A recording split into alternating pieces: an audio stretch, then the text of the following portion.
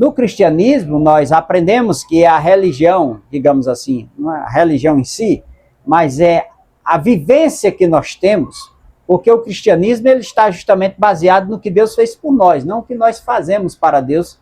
E aí se estabelece a diferença entre as outras religiões em relação ao cristianismo.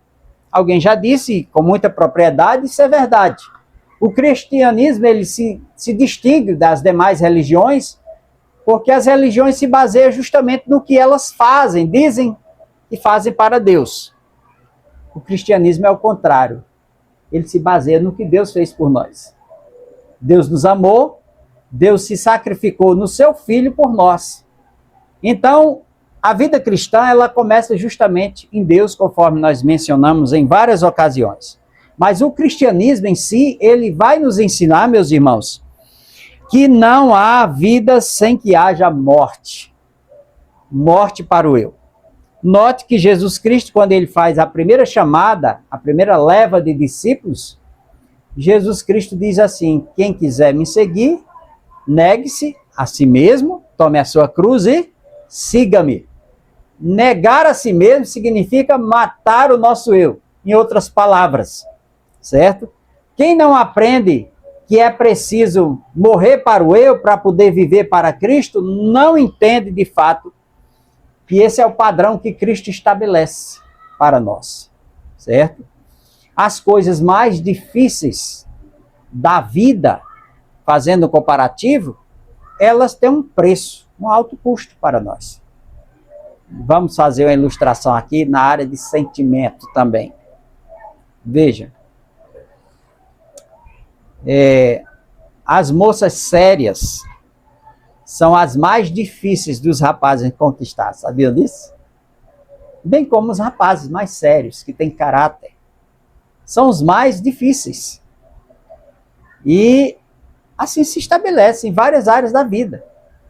As coisas que são mais caras, mais sérias, elas têm um preço para se conquistar.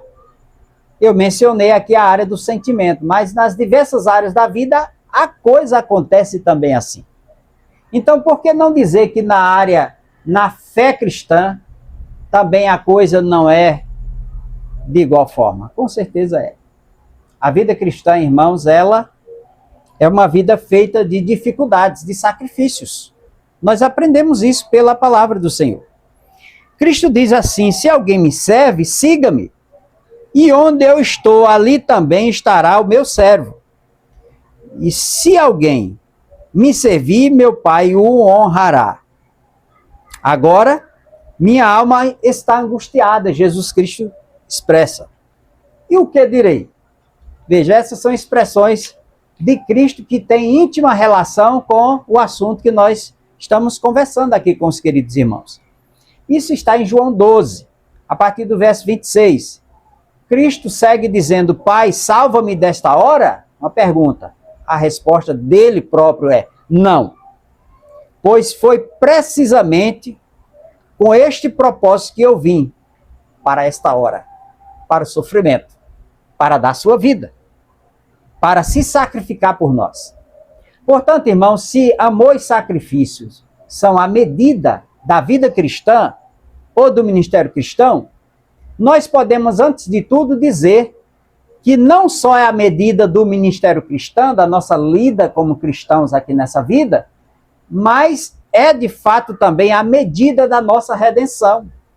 Note que a Bíblia diz assim, que Deus nos amou de tal maneira que deu o seu Filho unigênito, para que todo aquele que nele crê não pereça, mas tenha a vida eterna.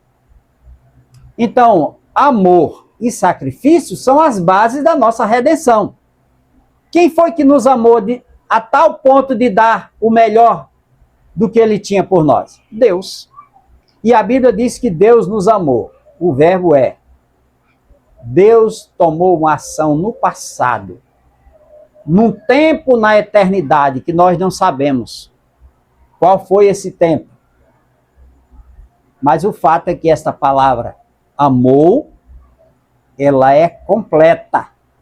Deus fez algo de forma completa no passado, por mim e por você. Agora, o que Deus fez lá no passado por mim e por você, que é representado na palavra amor, é um amor completado no passado com efeitos no presente. O amor de Deus por nós, desde o tempo da eternidade, antes de nós nascermos para essa vida, foi uma ação de Deus completa, sem nenhuma margem de,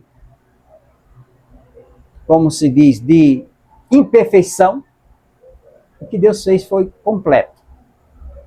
E aquilo que Deus fez foi nos amar, possui efeitos no presente. E isso é por demais motivador para a igreja, para mim e para você. Eis a razão pela qual nós continuamos pregando esse amor de Deus. Pregando naqueles que abrem as portas para ouvir o evangelho. Quer seja uma família convertida ou não. Eis a razão pela qual nós continuamos pregando este evangelho. Por quê?